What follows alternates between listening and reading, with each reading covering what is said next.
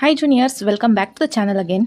So ಈಗಾಗಲೇ ಇವತ್ತು 19th April, ಈಗ 23rd ಏಪ್ರಿಲ್ಗೆ ನಿಮ್ಮ ಎಕ್ಸಾಮ್ ಸ್ಟಾರ್ಟ್. ಆ್ಯಂಡ್ ತುಂಬ ಜನ ಕೇಳ್ತಾ ಇದ್ರಿ, ಸೆಕೆಂಡ್ ಎಕ್ಸಾಮ್ ಬರಿತಾ ಇದ್ದೀನಿ ಅಕ್ಕ, KCT ಕೂಡ ಪ್ರಿಪೇರ್ ಆಗ್ತಾ ಇದ್ದೀನಿ, ಬಟ್ ತುಂಬ ನನಗೆ ಸ್ಟ್ರೆಸ್ ಆಗ್ತಾ ಇದೆ, ಓದಲಿಕ್ಕೆ ಮನಸ್ಸೇ ಆಗ್ತಾ ಇಲ್ಲ ಅಂತೆಲ್ಲ ಹೇಳ್ತಾ ಇದ್ರಿ.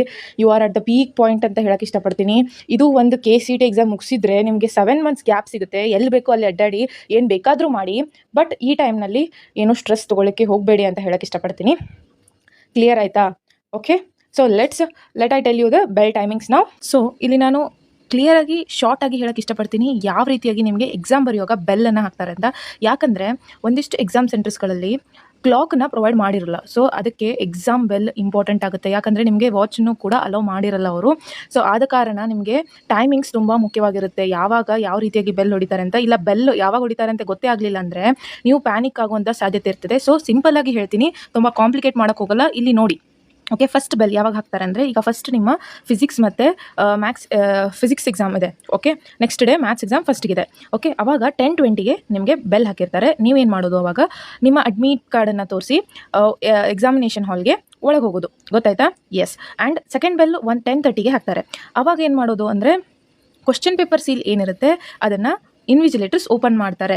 ಯಾವಾಗ? 10:30ಗೆ. ಆವಾಗ ನೀವೇನು ಮಾಡಬೇಕು, ವರ್ಷನ್ ಕೋಡ್ ಆಗಿರಲಿ, serial number, nominal roll and fix their signature on the nominal roll, ನಿಮ್ಮ ಸಿಗ್ನೇಚರ್ ಎಲ್ಲ ಹಾಕಬೇಕು. ಓಕೆ, ಇದು ಸೆಕೆಂಡ್ ಬೆಲ್ ಆದ ನಂತರ. ಓಕೆ, ಏನು ಪ್ಯಾನಿಕ್ ಆಗುವಂಥ ಅವಶ್ಯಕತೆ ಇಲ್ಲ. ಈಗಾಗಲೇ ಬೆಲ್ ಹಾಕಿದ್ದಾರೆ, ಇನ್ನೂ ನಮಗೆ ಪೇಪರ್ ಕೊಡ್ತಾ ಇಲ್ಲ ಅಂತೆಲ್ಲ ನೀವು ಥಿಂಕ್ ಮಾಡೋಂಥ ಅವಶ್ಯಕತೆ ಇಲ್ಲ.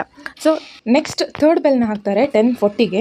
ಆವಾಗ ಏನು ಮಾಡಬೇಕಂದ್ರೆ, ನಿಮ್ಮ ಕ್ವಶನ್ ಪೇಪರ್ ಬುಕ್ಲೆಟ್ ಸೀಲ್ ಏನು ಹಾಕಿರ್ತಾರೆ ಅದನ್ನು ಓಪನ್ ಮಾಡಿ ಸ್ಟಾರ್ಟ್ ಮಾಡೋದು. ಯಾವಾಗ? ಇದನ್ನಾದರೂ ನೆನ್ಪಿಟ್ಕೊಳ್ಳಿ, third bell. Okay, third bell will be your starting point. Okay, third bell ಹಾಕಿದ ತಕ್ಷಣ ನೀವು ಪೇಪರ್ ಬರೆಯೋದಕ್ಕೆ ಸ್ಟಾರ್ಟ್ ಮಾಡಬೇಕು.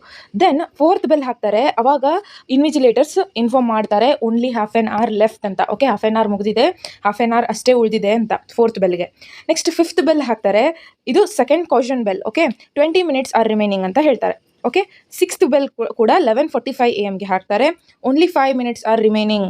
ಇದು ಯೂಶ್ವಲಿ ಇನ್ವಿಜಿಲೇಟರ್ಸ್ ಹೇಳ್ತಾನೆ ಇರ್ತಾರೆ ನಿಮಗೆ ಯಾವ ರೀತಿಯಾಗಿ ಎಷ್ಟು ಟೈಮ್ ಉಳಿದಿದೆ ಅಂತ. ಸೊ 5 minutes ಲೆಫ್ಟ್ ಅಂದಾಗ, ನಾನು ಈಗಾಗಲೇ ನಿಮ್ಗೆ ಮೊದಲೇ ವೀಡಿಯೋದಲ್ಲಿ ಹೇಳಿದ್ದೀನಿ, ಎಲ್ಲ ಕ್ವಶನ್ಸನ್ನು ಒಂದೊಂದಾಗಿ ನೋಡ್ಕೊಂಬನ್ನಿ. ಯಾವುದೇ ಒಂದು ಕ್ವಶನ್ ಕೂಡ ಹಾಕಿಲ್ಲ ಅಂದರೂ ಅದನ್ನು ರ್ಯಾಂಡಮ್ ಆಗಿ ಕೂಡ ಹಾಕಿ ಬನ್ನಿ. ನಿಮ್ಮ ಕರೆಕ್ಟ್ ಆಗುವಂಥ ಸಾಧ್ಯತೆ ತುಂಬ ಇರ್ತವೆ ಅಂತ. ಬಟ್ ಕ್ವಶನ್ನ ಬಿಟ್ಟು ಬರೋಕ್ಕೆ ಹೋಗಬೇಡಿ, because KCT doesn't have any negative marks. Clear ಆಯಿತಾ? Yes. Next 7th and last bell will be end of the examination.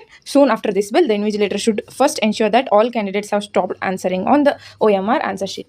ಏನು ಮಾಡೋದಿಲ್ಲ, ಮುಗಿದ ತಕ್ಷಣ ಕಸ್ಕೊಂಡೇ ಬಿಡ್ತಾರೆ, ನಿಮ್ಗೆ ಏನು ಬರೆಯೋದಕ್ಕೂ ಕೂಡ ಕೊಡೋದಿಲ್ಲ. ಸೊ ಎಲ್ಲ ನೀವು 5 minutes ಯಾವಾಗ ಉಳಿದಿದೆ ಅಂತ ಹೇಳ್ತಾರಲ್ಲ, ಅವಾಗ ನೀವು ಪ್ಯಾನಿಕ್ ಆಗದೆ ಎಲ್ಲ ಕ್ವಶನ್ನ ಆನ್ಸರ್ ಮಾಡಿದ್ದೀನಾ ಇಲ್ಲ ಅಂತ ನೋಡೋದು ನಿಮ್ಮ ಕರ್ತವ್ಯವಾಗಿರುತ್ತೆ. ಆಲ್ ದ ಬೆಸ್ಟ್ ಅಂತ ಹೇಳಕ್ಕೆ ಇಷ್ಟಪಡ್ತೀನಿ. ಹಾಗೆ ಈ ವಿಡಿಯೋನ ಮುಗಿಸೋಕ್ಕೆ ಇಷ್ಟಪಡ್ತೀನಿ. Thank you for watching.